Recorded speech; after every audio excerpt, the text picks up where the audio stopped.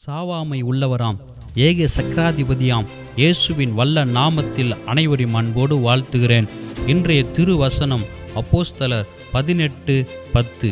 நான் உன்னுடனே கூட இருக்கிறேன், உனக்கு தீங்கு செய்யும்படி ஒருவனும் உன்மேல் கை போடுவதில்லை. பிரியமானவர்களே, கர்த்தர் இரவு வேளையிலே தரிசனமாகி அப்போஸ்தலனாகிய பவுலுக்கு சொன்ன வார்த்தை இது. கர்த்தருடைய பணியை, ஊழியத்தை தைரியமாய் வைராக்கியமாய் செய், யாருக்கும் பயப்படாமல் பேசு, நான் உன்னுடனே கூட இருக்கிறேன் என்று அப்போஸ்தலனாகிய பவுலுக்கு கர்த்தர் வீர வாக்கை கொடுக்கிறார். ஆம், அதே ஆண்டவர் வல்லமையுள்ளவராக இக்காலை வேளையிலே நம்மோடு பேசுகிறார். அன்பு மகனே, மகளே, நான் உன்னோடு இருக்கிறேன் என்று. அநேக நேரங்களில் பலவிதமான பயங்கள் நம்மை வாட்டி வதைக்கிறது.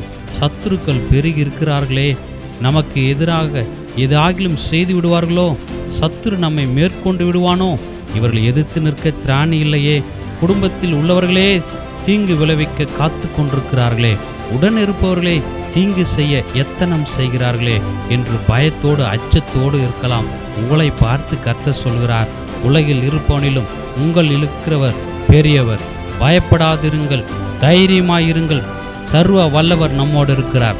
இஸ்ரவேலின் ஜெயபலமானவர் உன்னோடு நம்மோடு இருக்கிறார். நமக்கு தீங்கு செய்யும்படி, தீங்குகள் விளைவிக்கும்படி ஒருவனும் எந்த சத்துருக்களும் எழும்புவதில்லை, நம்மேல் கை போடுவதில்லை. உனக்கு விரோதமாய் உருவாக்கப்படும் எந்த ஆயுதமும் வாய்க்காமல் போகும். கர்த்தர் நம்மை நெருங்க விடவே மாட்டார். நம்மை தொட்டால் ஆண்டவரின் கண்மணியை தொடுகிறான். விடுவாரா ஆண்டவர்? விடவே மாட்டார். கர்த்தர் நம் பட்சத்தில் பட்சிக்கும் அக்கினியாய் கொழுந்துவிட்டு எரிந்து கொண்டிருக்கிறார். அவருடைய பிள்ளைகளாகிய நம்மை எவரும் தொடுவதற்கு அதிகாரம் இல்லை. நம்மோடு சர்வ வல்லவர் இருக்கிறார்.